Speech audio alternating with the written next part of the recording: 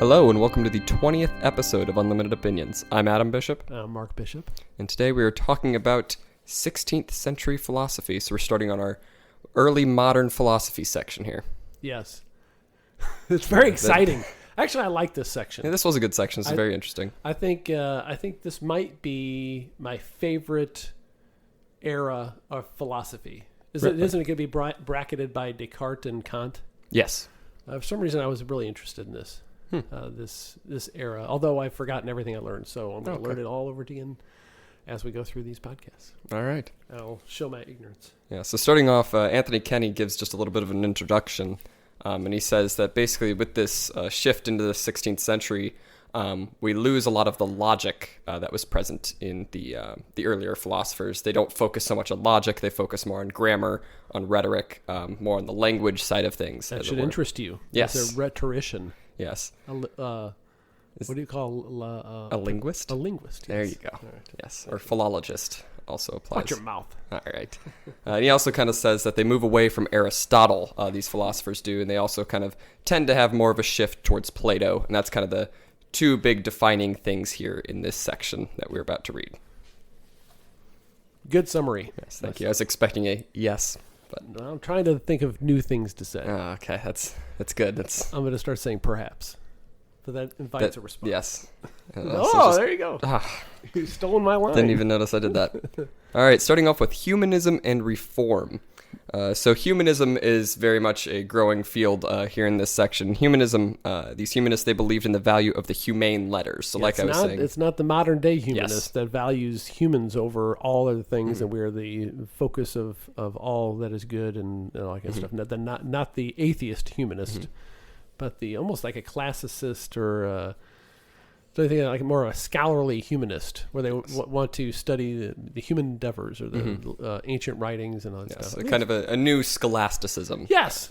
Yeah. So kind of going back and looking, trying to translate more things. Again, that's always kind of a common thing, but, looking back at the ancient texts, seeing what we can learn from those old humane letters of the past. I think the two of us are humanists. You think so? Absolutely. Don't you think so? In their classical definition of it, yeah. 16th century. I guess we would be. Well, I mean, if you're going to be a linguist if you study those old texts, Latin and Greek, I don't know if that's what you're planning on doing, but that'll probably happen. Yeah, I certainly have the interest in it. And, I've decided, I haven't told your youngest brother this yet, but I've decided we're going to read the Odyssey. Have you read that? I have not. I haven't either, and I feel embarrassed to say yes. that. I feel like as much as I like mythology and all that sort of stuff, I feel almost, weird. But I've focused on other mythologies, so I mean... I don't suppose you've read the Poetic Edda. No, but I've heard of it a lot. I feel like I've read it. And it was punishing. No, that's an amazing book. One of my favorites. Yeah. Well, maybe, we should have a story night every night, chapter night. Sure. And I'll read the You'll Odyssey. read part of the Odyssey. I'll read part of the Poetic Edda. No, we're not going to read the Poetic Edda. No. That's good. Is that the Norse thing? Yeah. It's Norse. Yeah, no. I'm actually looking at getting the 4 ancient books of Wales. What are the 4 ancient books of Wales? It's basically a compilation. Beowulf? Wolf? No, Beowulf is Anglo-Saxon-ish. No, it's basically the most, as far as I've read, the biggest source of mythology for like the Welsh mythology and that sort of stuff. What is the Welsh mythology? Is that a prominent mythology? It's not a very prominent mythology. Is that like leprechauns? No, that's other Irish. Celtic stuff. So it is a branch of Celtic mythology. It does have a lot of similarities there, but no, it is its own thing. There's not a very expansive cosmology or pantheon, but there are good stories about some certain heroes and stuff. Neat. Yes. Is it magically delicious? Like all right, moving on. Back to our philosophy discussion. So there's a couple of important people here right off the bat. There's Thomas More. And he was a lawyer, and his biggest writing here in relation to humanism was his Utopia, which was kind of similar to Plato's Republic, in which he kind of laid down the structure of the perfect society. And then we also have Desiderius Erasmus, and he kind of cast out the old logic very, very distinctly. He said that, divinity is really the clear path. We don't need to mess around with all this reason and logic to get to God. We just need this divinity, this theology. And then he made a new version of the Bible, translated it differently into Latin, which I thought was notable because usually they don't allow that, but I guess they did with Erasmus. I guess he just said, I'm doing it. Yeah. Is Erasmus the root of irascible? I don't know. Isn't that a word? I don't know. I don't know that word. Have you never heard that word? No, what is that word? We'll have to look it up later.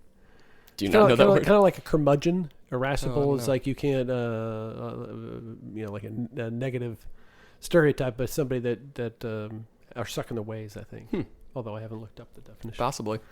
And then there's also, of course, Martin Luther. He is very prominent in the rest of this reading because, he's famous for denouncing papal authority for indulgences and then starting the whole Protestant Reformation. Is papal authority something similar to papal authority? I don't know. The same thing? You should ask a linguist. Thomas More, known as a lawyer. Yes. And also a lawyer that had ethics and decided to die instead of turning on the Catholic Church. Yes. Pretty rare for a lawyer. I mean, his client changed his mind. Yeah.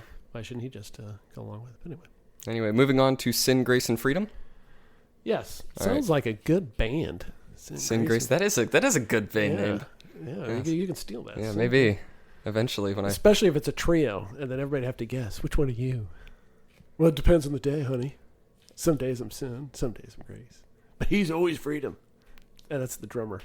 Boom. That was ridiculous. Thank you. You're welcome. So there was this big debate, of course, about free will. And this was a center point of contention between the Protestants and the Catholics. And so in Luther's point of view, he believed that free will was permanently basically destroyed with Adam's sin. Free will is a complete fiction, and man just does not have the power to plan to do evil or good. Because, like I said, that original sin just completely eradicates his free will. He's either predestined to hell or he's predestined to heaven. Yeah, I think it's fascinating that he got so far afield on that particular issue. I think he's far afield on the issue.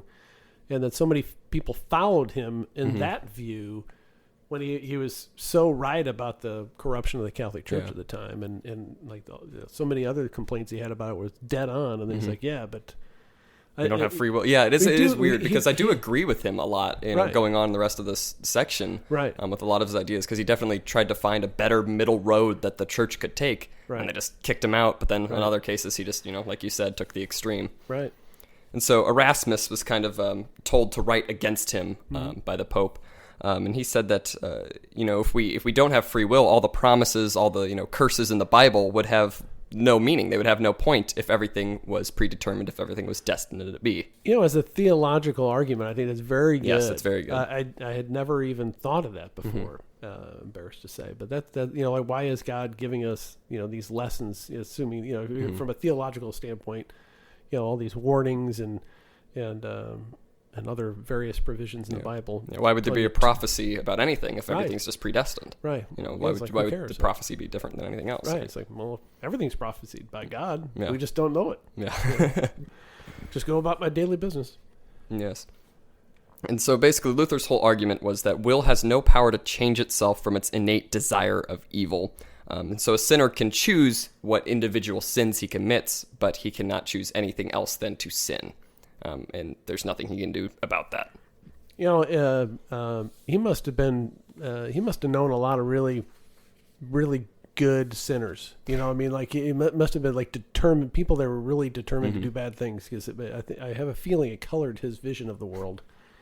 Because if you hang around with enough bad sinners, you're like, man, they're just picking between bad and worse. And he came up with this philosophy. Yeah, well, all they can do is choose bad or worse. Mm-hmm. Isn't that really the point of what his philosophy basically is on the morality of sinners? And so Thomas More also kind of commented. How do they decide who is destined to be sinners and who is destined? I didn't. Well, see that we don't decide that. People can't decide that. It's only up to God. Well, I guess we don't know until the end. Until the end, so until we're judged. He forces us down that path, and then he's like, "Ha, you bastard, you're going to hell." Yeah, so it's a weird mix of skepticism and like complete absolutism, because he's basically saying, we can't determine if somebody's a sinner or not. Right. But it is absolutely certain that they are either good or evil, and there's no in between. Yeah. I guess once you do have a couple sins under your belt, you got to know which way you're going, don't you? Yeah. I mean, I guess it's kind of similar to the ancient idea. It doesn't matter how many sins you are. If you're just below the water, Right. you're still going to hell. It doesn't That's matter right. if you have 1,000 more sins. I guess he would say that you're either below the water or above the water, and that's it for the rest of your life. Right. You might as well just live it up. I guess. Murder people at will, Well, I mean, that's basically what Moore points out. Right, He says that if determinism is true, then everything is excusable. And I really like this story that he tells with this. I thought this was interesting. He says Tell it, brother. Okay. One of their sect was served in a good turn in Almain, which when he had robbed a man and was brought before the judges, he would not deny the deed, but said it was his destiny to do it, and therefore they might not blame him. They answered him, after his own doctrines, that if it was his destiny to steal, and that therefore they must hold him excused, then it was also their destiny to hang them, and therefore he must as well hold them excused again.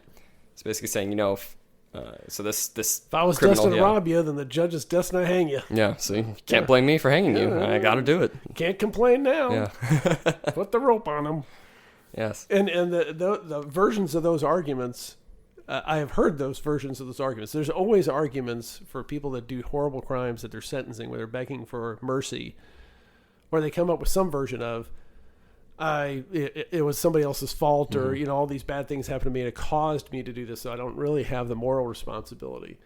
And then but they say it differently, with specifics about how they're abused. And then you have the judge say, "Yeah, I get it, but I have an obligation. I have to do what I'm supposed to do, and you're going to prison, or whatever. See you next lifetime, I guess." So it's kind of interesting that is an argument that's still being made today. But I like that argument against this whole predestination, or that you don't have any choice in whether you're a sinner or not. Yes. We're all sinners, but that's a whole different argument. Moving on to authority and conscience. Yes. This is where we see this big reluctance to claim that reason alone could establish nature of divine attributes, of certain heavenly things. There's definitely this call that it's just faith alone that can determine these things. We can't use our own reason to muddle our way through these things, I guess. Yeah, and this is, again, another great band name for a duo. Authority and conscience? Yes. That should go on our T-shirt when we finally make it. Speaking of, you can follow us on Twitter. We could have like a concert T-shirt. Like the Unlimited Opinions tour, and how they have like the big band tours, like it used to be Lollapalooza was a big one back in the 90s. We could do the Unlimited Opinions tour and have all the band names in the back. We have a bunch of good names, like Riddling Ogre. That's right. Yes, we could bring back all of our good things. Oh, and Agent Intellect. Agent Intellect. Yes. Yeah, that's great. Yeah. That's actually a good idea for the shirt. Mm-hmm. Yeah, there you go. So you can follow us on Twitter, capital U, lowercase LMTD, capital O, lowercase PINIONS. If you tweet at us, we will pick the most interesting tweet, and you will win a free T-shirt. Nobody has tweeted at us yet, but you can, and you can win that great shirt that has yet to be designed for like a month and a half going strong now. Our designs are getting better. They are getting better. So what they should do is they should wait. They're playing us. That's exactly what they're doing. Yes, they're waiting for us to have an improved design. Yes. Everybody wants us. Everybody wants to tweet us, but they just won't because they're expecting a better design. I think they're afraid that we'd mock them once they say something. Oh, no, we won't mock you at all. Yeah, we will. What do you mean we won't mock them? If somebody says something on Twitter you don't think you're going to mention on the next podcast? Well, we're going to mention it, but I want to mock them. Well, it depends on what they say. I guess that's I think true. it's a better 50% chance I'm going to mock whoever it is. I will not mock you, listeners, but there is a good chance that he will. Adam will defend you. Yes, I will. Yeah, it'll be. He'll be Martin Luther. I'll be Erasmus. We'll just be arguing about your tweet. That's a good incentive. I'd like to hear that. And so back you will hear it. Yes. Once somebody does tweet us. It's destined, predestined. Mm-hmm. And we are destined to argue over it. Yes, very good. So then Martin Luther basically said that every Lutheran Christian has the power of discerning what is right and what is wrong. They have the ability to look through the Bible and determine, what is correct, what is incorrect. We don't need this papal authority. The people can do it themselves. And so this was another big point of contention. A lot of truth to that, I think. I think there is, definitely. I think we could benefit from effective guidance from papal authority. Yes. Whether it's coming now is a whole nother debate, but I think that individuals should be able to discern what is right and wrong. That's the whole point, isn't it? Yeah. Isn't that the whole point? I think so. Yeah. And so, this was a big point of contention, of course, because there were very much just religious decrees that were carried out. And at this point in time, it was getting to be a massive conflict in that when religious disagreements occurred, they were just imposed by force of arms or penal legislation. So it's either, you agree with us or you don't. Right. And so this is kind of what drove Martin Luther to declare that stop this. The individual can decide. For a lot of the time, this papal authority has very much overstepped its bounds. And this is something I definitely agree with Martin Luther on. And then don't the Calvinists have like a fatalistic view or a determinist view? Yes, the Calvinists were another sect of Protestantism that branched off of Lutheranism, and they believed very much in hard determinism, very anti-free will, even more so than Luther, I believe. And they would say something along the lines of, "You have espoused something contrary to our beliefs, so I have been I am forced to murder you, and torture you, or whatever." And of course you have free reign, man. Yeah. Basically, yeah. But once you do it, it's predestined, right? Yeah. Wow, that just seems so odd to have that as a philosophy of life. And so then, of course, there was another split. Another Protestant faith popped up with the Anglican faith after who was it? Henry VIII. Sorry. Right. Henry VIII wanted to have another wife, but the church said no, and so he decided to make his own faith. That was eventually, passed down through couple of conflicts, and it became the Anglican faith over in England, and they kind of avoided a lot of the very brutal religious wars by eventually settling on the Anglican faith, because there was a lot of very brutal fighting over in the rest of Europe over right. the and proper they had the benefit of being an island. Yes, that is also true. So he controlled his area, so he didn't have to worry about somebody fighting him, because he just told the Pope to stick it. Yeah. And Anglican belief, as I understand it, is very similar to Catholicism today. It's very, very similar. Did I tell you that when I was a young man, there was a converted Anglican priest that served in our Catholic Church? Really? Yeah. Was he married? Yes, with kids. Wow. My dad said he was the best priest to go to for confession or any discussion, because he said something along the lines of, the guy's lived. He understands, and he can actually give me real practical and spiritual advice. We were actually just talking about this the other day. Is that me and you? Yes. Well, not specifically that story, but about the best priests are usually the ones who convert to the priesthood after being basically in the workforce. Nowadays, yes. Nowadays, we did have that conversation, because it was my theory that the old priests, who are now all deceased because of old age or whatever, of my youth, a lot of them were just regular guys, and it was normal for regular guys to go into the priesthood. And now I don't know that that's true, but yeah, I think the ones that are going in after they've lived their life a little bit after college, had a career, and then kind of felt that calling, I think they're a lot better. Yeah, I agree. And so then, basically, a lot of these religious conflicts were somewhat settled, in that the rulers of states could choose between Lutheranism or Catholicism, just an attempt to stop all the fighting. Right. And so, eeny, meeny, miny, moe. I feel like that's kind of how it ended up being a lot of the time, because you have such a Calvinist, split population. Boom, Presbyterian, bam. Well, I don't know if those were options. Presbyterian, I don't know when did those come along. Well, I don't know, but it just said in the book between Lutheranism and Catholicism, so I don't know if they would even allow Calvinists, but... Well, in some areas they did. I guess. Yes. Of Europe. Yes. Right, there were strongholds and all that. And so this kind of all ended with the Counter-Reformation, in which they condemned Martin Luther's teaching that faith alone could lead you to heaven. The Catholic Church teaches it's faith and works. They also condemned predetermination of the condemned, but then they did reform certain issues within Catholicism, of course. But the indulgences was just so bad. Yes, and this was after Luther was already dead and Calvin was dying, so they kind of got on it a little bit too late. But yeah, we have, I'm going off another tangent, but we have modern day indulgences now.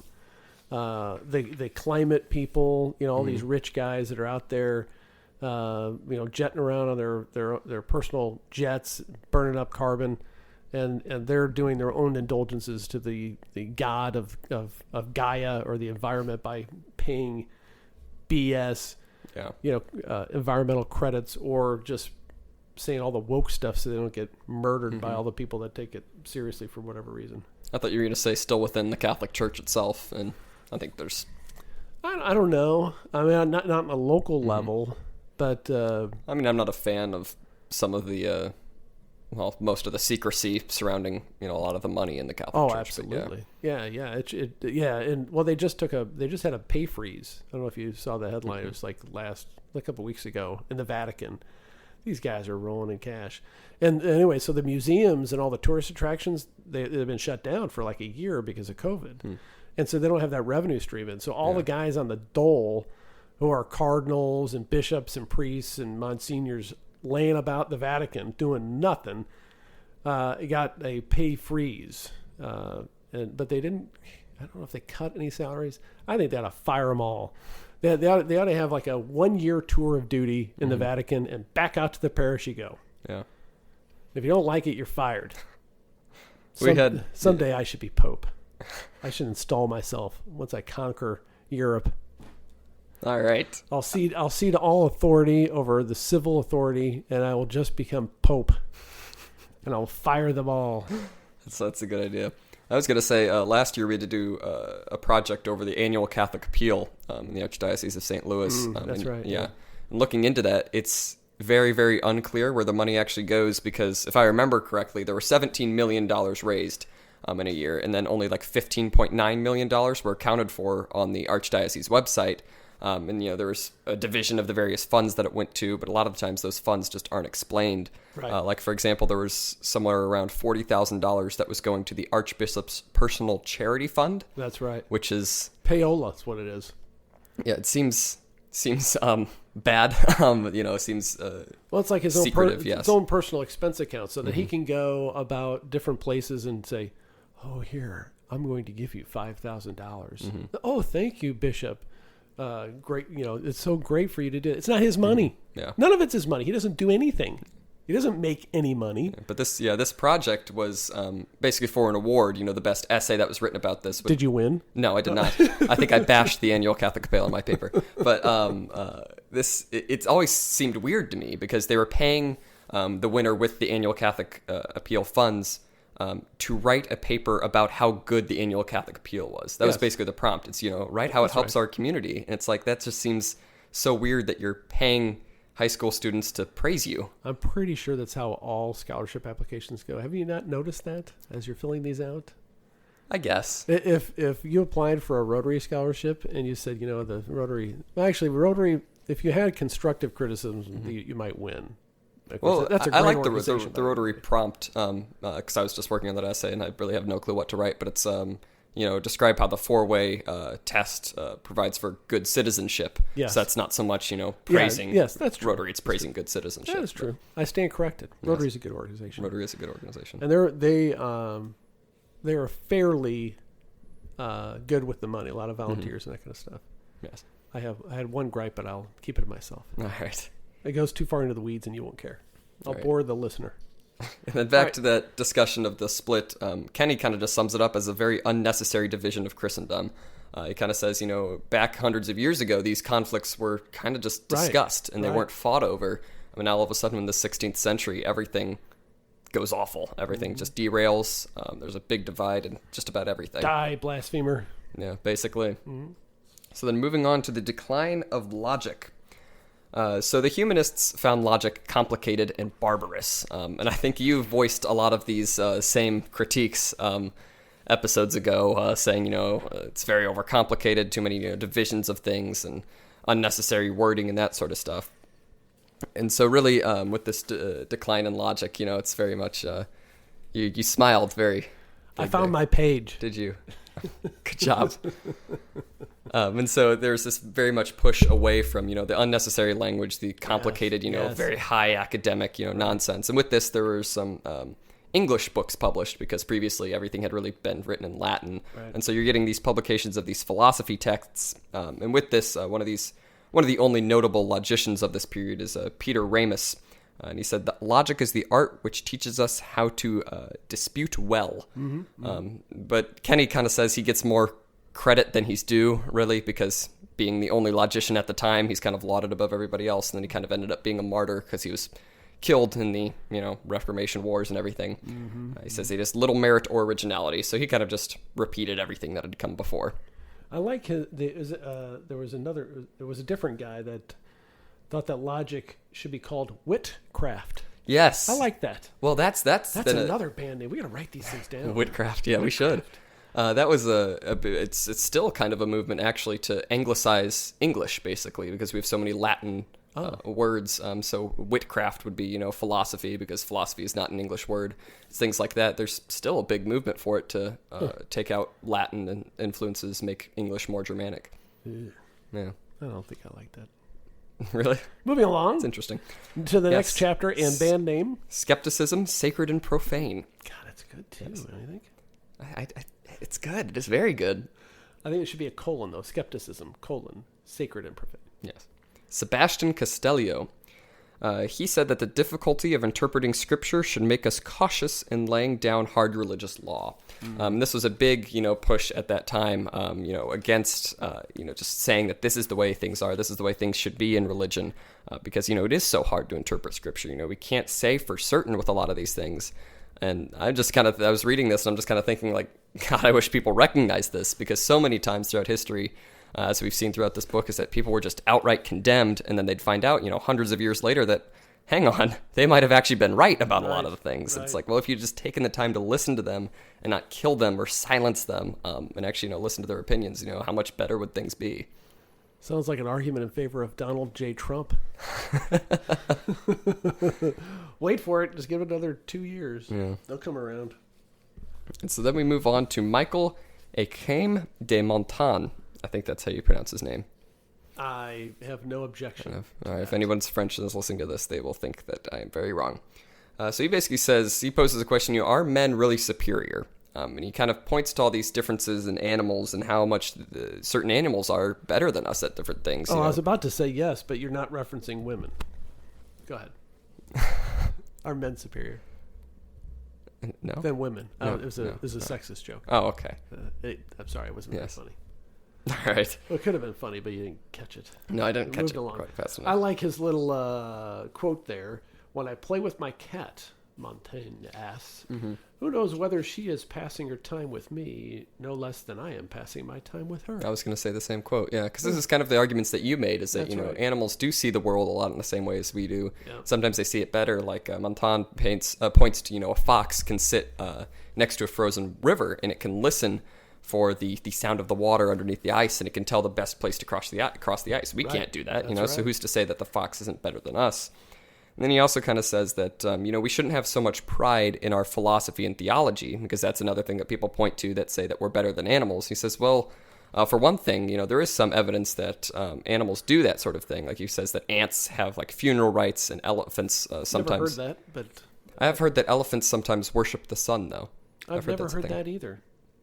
Well, they understand something about how the sun works. And they also mourn for dead elephants. Yes. I've known that. Yes. I've seen evidence of that. Mm-hmm. Not personally, but in video. And elephants and ravens, I think, do that. Ravens, really? Mm-hmm. God, I don't like ravens. Yeah. It's ravens or crows, one of the two. Not crows. Nobody likes Not crows. Okay. Nobody even bothers to study them. I'm so sorry. And so he basically says, have you ever seen a crow and you thought, that's a beautiful creature? No, I have not. But I don't think I've ever seen a crow. Are there crows around here? All over the place. They go, Grah! Thanks for the demonstration. And so he also kind of says that, we shouldn't pride ourselves too much on this philosophy, this theology that we've created, because it's so conflicting between us. We don't have a set answer for all of these things. How can we pride ourselves on that if we have no clear answer? Definitely a good argument for humility. Mm-hmm. That's right. Keep going.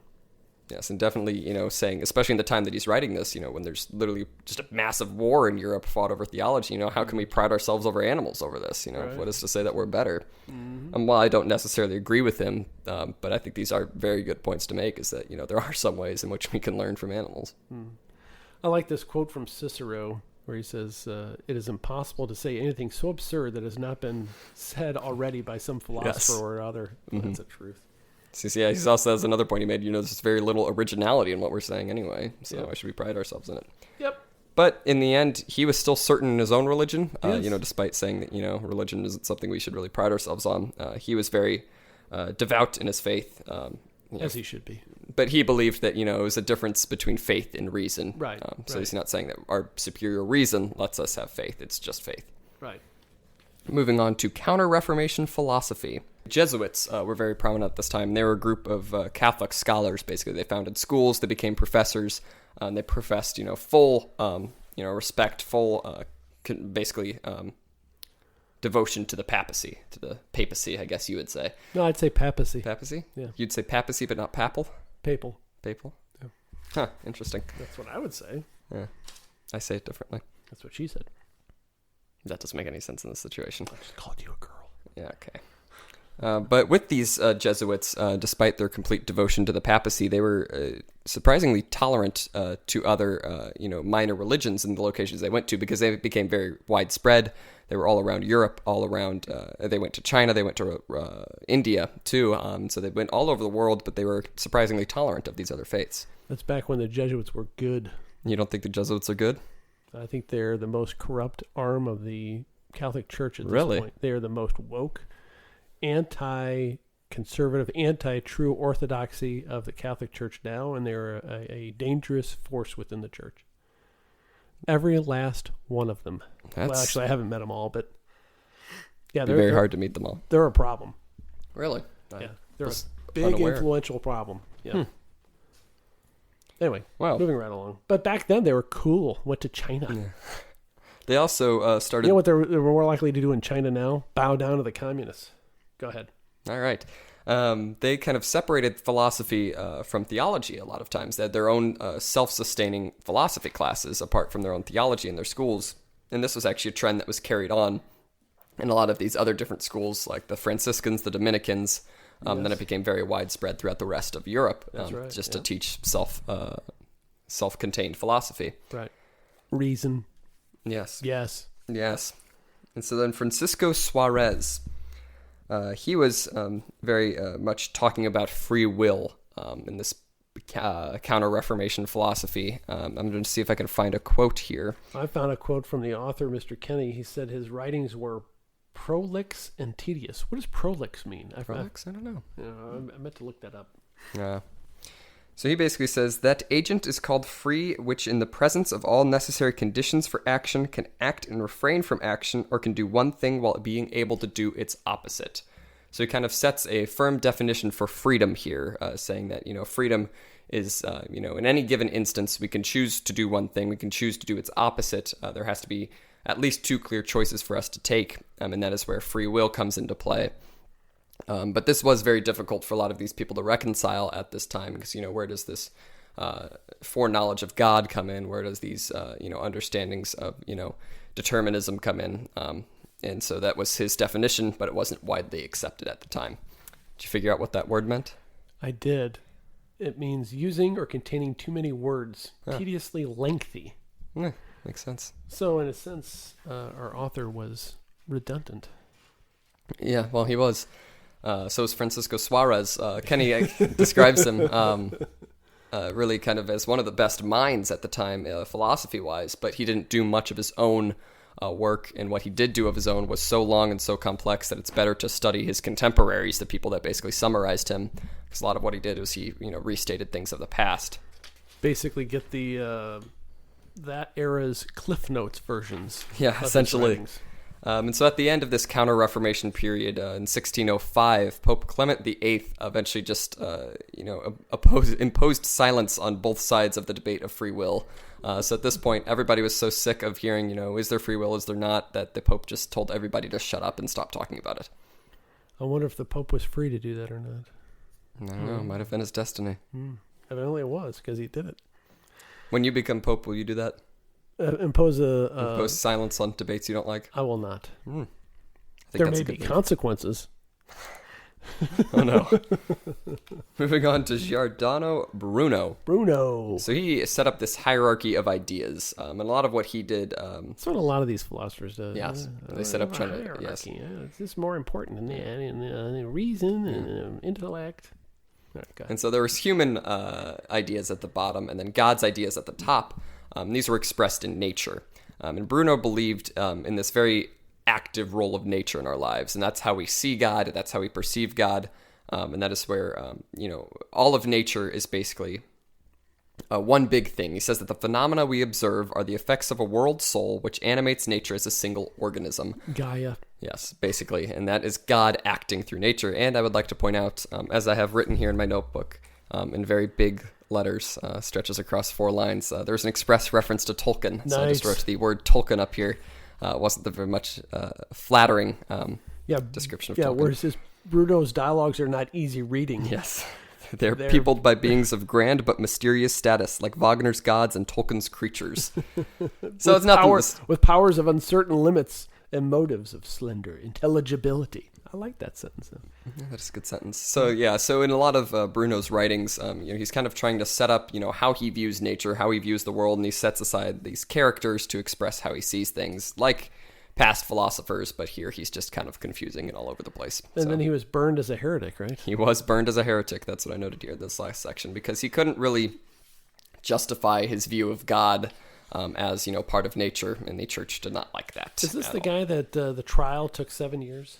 It may have been. Yes, because... Dragged on for nearly... Yeah, he was able to, years. prove it to an extent where it was they couldn't, discredit him right away. He had enough stuff to back him up with these theological writings and everything, but in the end, he was burned at the stake. It's a bad way to go.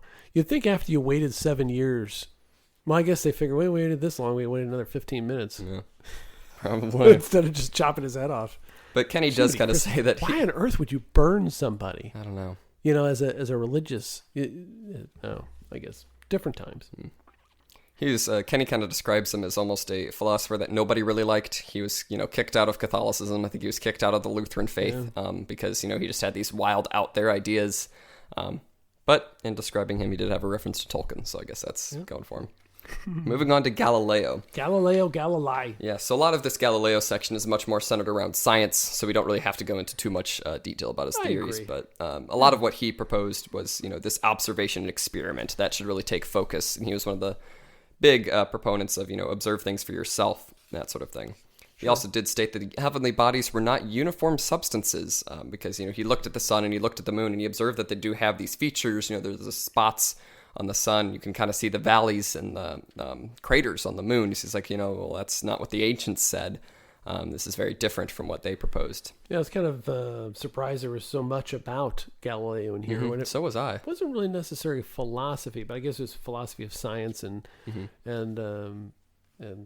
free thought, I guess. But it really, went into detail, just like you'd be reading any other history book about a chapter about Galileo. It doesn't really have anything to do with philosophy. Yeah. But his trial on heliocentrism was very interesting to me. Because he, stated that, the Earth does revolve around the sun. It's not the other way around. So, of course, that was not a popular opinion in the church. And so, he was tried, basically. And he eventually was just imprisoned because although, heliocentrism did not have sound enough evidence to re-examine the biblical texts, he wasn't necessarily sinning. He wasn't, gravely going against God in this way. So he was just imprisoned to house arrest, basically, and his closest friends and in his own house. And then eventually, a pope that was friendlier to him while he was a bishop, asked him to re-examine his theories, to bring them back before the church to see if they should re-examine these biblical documents. But he gave him the requirement that he did not make one side seem better than the other. So he's supposed to, describe the traditional beliefs that the earth was the center, and then you're supposed to describe his own belief that the earth revolved around the sun. But in doing so, he used 2 characters, and one of these characters was Simplicius, who was the Aristotelian view, the traditional view. And while Simplicius was just an opponent of Aristotle way back in the ancient times, Simplicius could also be translated to simpleton. And for that, it wasn't necessarily his argument that about heliocentrism that got him, condemned. It was his use of this character that got him condemned, because the Pope said, well, you're making one side inherently worse by giving it this name, making it seem simple. And really, that was not what Galileo wanted to do. Call the big boss a simpleton. Yeah, basically. So I was always interested, because I was always taught that he was condemned just for his views, but that's not really what he was condemned for. He was condemned for making one view seem better than the other. Well, yeah, and he was... He tried to play nice with them. He wasn't like just, it is this and that's it. But he still lost in the end, so to speak. And so in the end, his scientific investigation, this period of scientific investigation, kind of went into decline at this time because, if you have this great mind that was trying to prove this one thing, it really kind of discouraged everybody else after he was condemned publicly. Yep. What about Francis Bacon? I did not get to read this, so you have to tell me all about him. So Francis Bacon. So his first started off kind of describing the tiers of understanding and how they relate. A lot of what he did was kind of separate things into categories, so I'll kind of skim through this a little bit. Is that like Tears of a Clown? It is not like Tears of a Clown, unfortunately. So he kind of puts up these three parts of the human psyche. I like the ska version of that better. The Tears of a Clown. Smokey Robinson, is that who originally did it? I don't know. And then is it the Specials that did it? Yeah, the Specials redid it in ska version. So he described these three parts of human psyche. They were memory, imagination, and reason. And with memory, that's our ability to learn history. With imagination, we have poesy, which is our ability to write things, poetry and prose. That's another band name. And then within reason, that is where we have philosophy. Then he also broke down philosophy into natural philosophy and theological philosophy. And his theological philosophy was very direct. It's just faith. There's not really much reason that goes into there. But natural philosophy kind of set up these two different parts within that. There's speculative and operative philosophy. And speculative philosophy was physics and metaphysics. And then the operative philosophy was kind of the product of those things. With physics, we get mechanics. And then with metaphysics, we get magic, which was a weird sort of thing to throw in there from Francis Bacon. Yes. Then he also described human philosophy. There's two separate sections to that, of course. There's man segregate, which is the study of anatomy, physiology, and psychology, and then man congregate, which is basically just the social sciences that we understand today. I'm quickly losing interest in Francis Bacon. So did Kenny. He describes his organization of things, within these different categories as arbitrary and haphazard subdivisions. So that's really all he has to say about Francis Bacon. He spends about 4 pages discussing Francis Bacon and his different tiers of things. And he kind of goes in to all these different subcategories only to call them haphazard and arbitrary. I'm now glad I didn't read it. Yes. But his one big notable contribution, I guess here, the one actual philosophy he had, was that logic is deficient because it lacks scientific discovery. And so he was another one of those guys that was just pushing for as much scientific discovery as possible. And he did actually set up these guidelines for scientific discovery, and that's what he's most notable for, is how we go into the observation, how we create this research, how do we prove that such a thing exists, and that was his big contribution. That's brilliant stuff there about not necessarily his arbitrary and haphazard categories, but his political or his moral philosophy or whatever it may be. Interesting, yes. Yeah, so what do you think about all these guys from the 16th century? I think they are very interesting. I think this was a very good reading, and I'm looking forward to reading more about them. Yeah, excellent. So I hope our listener is looking forward to hearing more about them. Yeah, so what's the next chapter? The next chapter is similar to that, more breakdowns of people. All right. What is the next one, 17th century? No, it is... Let me look at it. Descartes to Berkeley. Oh, nice. And then after that, it is Hume to Hegel. Hume. Yes. Yeah. So that is what our listeners have to look forward to in the next 2 weeks. Are they we're gonna have a discussion of Locke? Gotta have Locke in Probably there. Locke will be in there. Yeah. Yes. Excellent. All right. I'm looking forward to that. Yes. Hope our listener is too. Yes. I'm sure he, she, they, whatever pronouns they want to use. I'm very excited about this. I don't think anybody that chooses pronouns is still listening to us. Probably not, if I had to guess. I would say absolutely not, unless they're trying to get ammunition to destroy our lives later. That is possible. Soon. Well, right now they're going to have the Jesuits on their side. An unholy alliance of abortionists and Jesuits. Well, there's a lot of overlap between those two, but that's the one thing. And I do just want to say, for our listeners out there, if you could download these episodes, that would help us out a lot, because I do not see the actual listens, the plays that these get, so I only see the downloads. So to get a better idea of how many people are listening... How do you listen to it without downloading it? You can just stream it. Oh. So downloading it basically, lets you listen to it without needing Wi-Fi when you listen to it. Oh. So it's like how you download a song versus just streaming a song. Oh. Because when I listen to podcasts, I think I just stream them. Yeah. So I would prefer, you don't have to, listeners, but I'd prefer to see downloads so I can just get a more accurate gauge of who is listening. Well, so now we know that I was not one of the people downloading these, because I did listen to several of them in the beginning. I was just streaming them. Huh. I thought that was you. It was not. There's somebody local.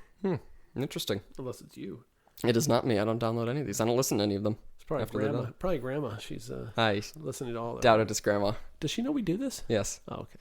She has said that she found it very boring. So. Oh, did she listen to some of it? She listened to the first one and good like for 15 her. minutes of it. Huh. So she did not enjoy it. Oh, that's too sad. So just a reminder, win our cool band t-shirt by following us on Twitter at capital U, lowercase LMTD, capital O, lowercase PINIONS. Tweet us something interesting. The most interesting thing that you tweeted us, as judged by us, you will win a free t-shirt. You're laughing. Well, when you say the name of it, I can't even keep track of what you're saying. Should I say it slower? No, it's just, it sounds U. like just like random letters. Well, it's unlimited opinions. There's too many of them. Yes. I can't remember. I can lose my train of thought. It's unlimited opinions, but unlimited is shortened. We've discussed this before. Yes, I know. Yeah.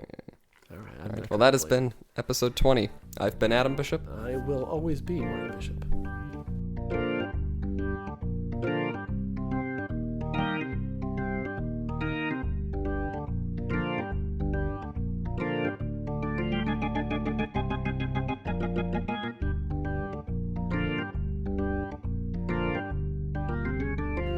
That was a good episode. I enjoyed that. I hope we get a listener. Yeah, well, the listener, but also somebody to tweet at us. I didn't mean to say listener, but listener also applies. It's important. Yes. All right, let's shut